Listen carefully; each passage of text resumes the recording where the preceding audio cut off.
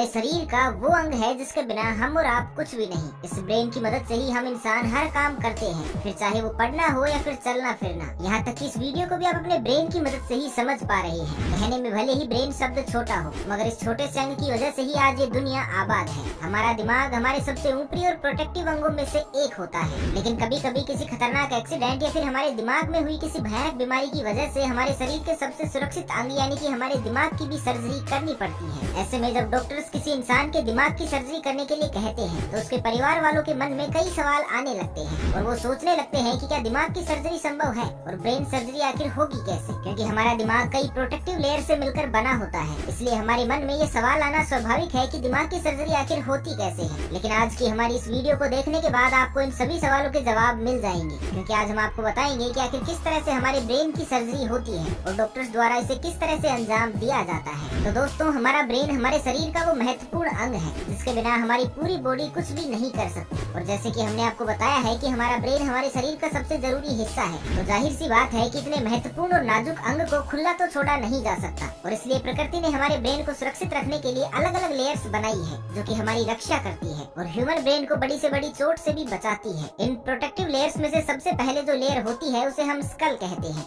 School यानी कि हमारी खोपड़ी वो पहली प्रोटेक्टिव लेयर होती है जो हमारे दिमाग को बचाने का काम करती है। हमारी खोपड़ी मजबूत हड्डियों से मिलकर बनी होती है जो ब्रेन पर आने वाली हर चोट को खुद के ऊपर ले लेती है। वैसे देखा जाए तो स्कल ही हमारे ब्रेन को काफी हद तक प्रोटेक्ट कर लेती है, मगर हम आपको बता दें कि स्कल के अलावा भी हमारे ब्रेन को प्रोटेक्ट करने के लिए 3 अलग अलग टिश्यूज होते हैं। इन टिश्यूज को मेनिंजेस कहा जाता है। अब इन टिश्यूज में से भी पहला और खोपड़ी के बाद वाला जो टिश्यू होता है उसे ड्यूरा मैटर कहते हैं। ये ड्यूरा मैटर खोपड़ी के आंतरिक हिस्से से जुड़ी होती है। इसके बाद जो टिश्यू हमारे दिमाग की प्रोटेक्शन के लिए होता है उसे अर्कनोइड मैटर कहते हैं और ये टिश्यू इन दोनों ही टिश्यूज के बीच में लोकेटेड होता है। इसके बाद आखिरी जो टिश्यू होता है उसे पाई मैटर कहते हैं। पाई मैटर न सिर्फ हमारे दिमाग की आखिरी प्रोटेक्टिव लेयर होती है बल्कि ये ब्रेन की बाकी सभी प्रोटेक्टिव लेयर्स को भी संभालती है। इसके अलावा भी हमारे दिमाग के प्रोटेक्शन के अलग अलग सेंसर्स हमारे ब्रेन में ही मौजूद होते हैं और ये सेंसर्स भी ठीक उसी तरह ह्यूमन ब्रेन को प्रोटेक्ट करते हैं जिस तरह से बाकी प्रोटेक्टिव लेयर्स करती हैं। अब इतनी सारी प्रोटेक्टिव लेयर्स के बारे में जानकर आपको ये तो पता ही चल गया होगा कि कुदरत ने हमारे दिमाग को सुरक्षित रखने के लिए क्या कुछ किया है। ऐसे में इतने प्रोटेक्टिव ब्रेन में कभी कभी ट्यूमर हो जाता है या फिर किसी एक्सीडेंट की वजह से ब्रेन डैमेज हो जाए तो डॉक्टर्स हमें इसकी सर्जरी करवाने के लिए कहते हैं।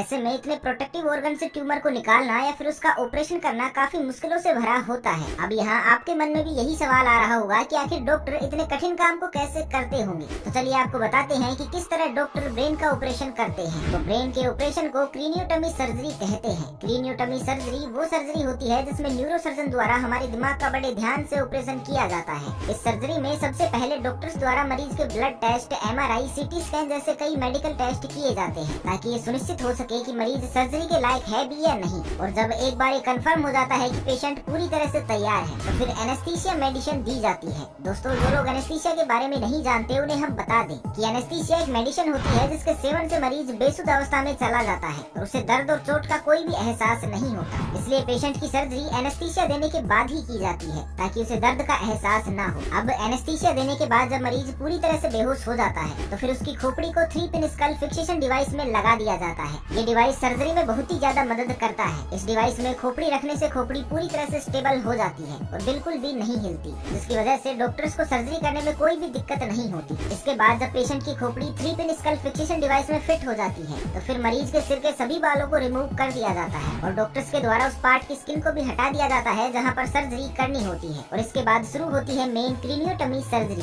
जहाँ सबसे पहले न्यूरोसर्जन ड्रिल मशीन की मदद से हमारी खोपड़ी में 3 छोटे छोटे छेद बनाते हैं जिनकी मदद से वो क्रीनियोटमी को खोपड़ी के अंदर डालते हैं। अब आप ये सोच रहे होंगे कि क्रीनियोटमी क्या होता है, तो आपको बता दें कि क्रीनियोटमी एक टूल होता है जिसकी मदद से न्यूरोसर्जन खोपड़ी के उस हिस्से को निकाल देते हैं जहाँ पर ऑपरेशन होना होता है। इससे निकाले हुए खोपड़ी के हिस्से को बोन फ्लैप कहते हैं और न्यूरोसर्जन बोन फ्लैप को काफी संभाल कर रखते हैं क्योंकि सर्जरी के बाद इसे फिर से उसी जगह पर लगाना होता है। क्रीनियोटमी इस सर्जरी का सबसे महत्वपूर्ण टूल होता है जो किसी सर्जन को ऑपरेशन में सबसे ज्यादा हेल्प करता है। अब जैसा कि हमने आपको बताया था कि खोपड़ी के अलावा हमारे दिमाग की प्रोटेक्शन के लिए और भी 3 लेयर्स होती हैं और ब्रेन की सर्जरी के लिए इन्हें भी हटाना बहुत जरूरी है। इसलिए लिए डॉक्टर्स अलग अलग टूल्स की मदद से इन तीनों लेयर्स को भी हटा देते हैं और हमारे दिमाग तक पहुंच जाते हैं। इसके बाद डॉक्टर्स द्वारा हमारे ब्रेन में मौजूद ट्यूमर या फिर किसी दूसरी समस्या हो उसे ठीक कर दिया जाता है। और जब ये सर्जरी पूरी तरह से कंप्लीट हो जाती है तो डॉक्टर्स के द्वारा उन तीनों लेयर्स को सबसे पहले सील कर दिया जाता है। उसके बाद बोन फ्लैप को उसी जगह पर रख दिया जाता है जहाँ से उसे निकाला गया था। और अब जहाँ पर इन 3 छेदों को किया गया था वहाँ पर मेटल सीट और स्क्रू को लगाकर बोन फ्लैप को सेट कर दिया जाता है। आपको जानकर हैरानी होगी कि ये मेटल पूरी जिंदगी भर मरीज के सिर में ही रहती है। अब इसके बाद स्किन को भी रखकर टाँके लगा दिए जाते हैं और इस तरह हमारे दिमाग की सर्जरी पूरी हो जाती है। सर्जरी होने के बाद मरीज के सिर पर पट्टियां लपेट दी जाती हैं और इन्हें अच्छे से सेट कर दिया जाता है ताकि सर्जरी की वजह से हुए जख्म जल्दी से जल्दी ठीक हो सके। अब दोस्तों, भले ही हमने आपको ब्रेन के ऑपरेशन की प्रोसेस को मिनटों में समझा दिया हो, पर असल में इसे करने में डॉक्टर्स को काफी दिक्कतों का सामना करना पड़ता है और इस सर्जरी को होने में टाइम भी काफी ज्यादा लगता है। एक ब्रेन की सर्जरी करने के लिए डॉक्टर्स को लगभग 3 से 7 घंटे लगते हैं और अगर इस सर्जरी के दौरान किसी मरीज को होश आ जाए तो उसका टाइम और भी ज्यादा बढ़ जाता है। अब ऐसे में आपके मन में ये भी सवाल आ रहा होगा कि ब्रेन सर्जरी को ठीक होने में कितने दिन लगते हैं। तो ब्रेन की सर्जरी कराने के बाद मरीज को काफी थकान महसूस होती है और उसे हल्का हल्का दर्द भी होता है और इस सर्जरी से उभरने में उसे लगभग 5 से 7 हफ्ते लग जाते हैं। हालांकि ब्रेन की सर्जरी कराने के अपने फायदे हैं और इस सर्जरी से कई परेशान लोगों को एक नया जीवन भी मिल जाता है। ब्रेन ट्यूमर जैसी बीमारियों में तो ब्रेन की सर्जरी एक आम बात है, क्योंकि ज्यादातर ब्रेन ट्यूमर ऐसे होते हैं जिन्हें सर्जरी के बिना निकाला नहीं जा सकता।